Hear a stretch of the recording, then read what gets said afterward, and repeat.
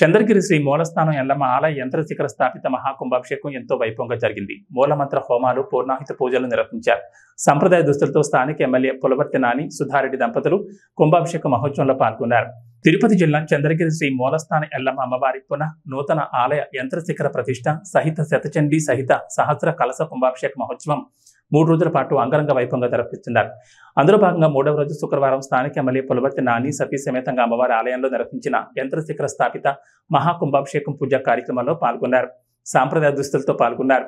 యాగశాలలో ముందుగా నిర్వహించిన గణపతి పూజ కార్యక్రమంలో పాల్గొన్నారు. అనంతరం అక్కడి నుంచి కలశాన్ని, శిఖర యంత్రాన్ని వేద మంత్రాలు, మంగళ వాయిద్యాల నడుమ ఆలయ శిఖరాగ్రపై తీసుకువెళ్లి శిఖర యంత్రాన్ని ఆలయ శిఖరంపై ప్రతిష్ఠించి కలశాలలో నింపిన పవిత్ర జలాలతో కుంభాభిషేకం చేశారు. అదేవిధంగా అమ్మవారి ఆలయంలోని మూల విరాట్కు ప్రత్యేక పూజలు నిర్వహించి భక్తులకు దర్శన భాగ్యం కల్పించారు. ఈ కార్యక్రమంలో మహాకుంభాభిషేక మహోత్సవ కమిటీ అధ్యక్షులు మొక్కల చంద్రశేఖర్ రెడ్డి, కమిటీ సభ్యులు టీడీపీ మండల పార్టీ అధ్యక్షులు సుబ్రహ్మణ్యం నాయుడు, మైనార్టీ సెల్ అధ్యక్షులు గౌస్ పాషా, టీడీపీ సీనియర్ నాయకులు రమేష్ రెడ్డి, కుమార్ రాజారెడ్డి, శివకోటిరెడ్డి భక్తులు పెద్ద సంఖ్యలో పాల్గొన్నారు.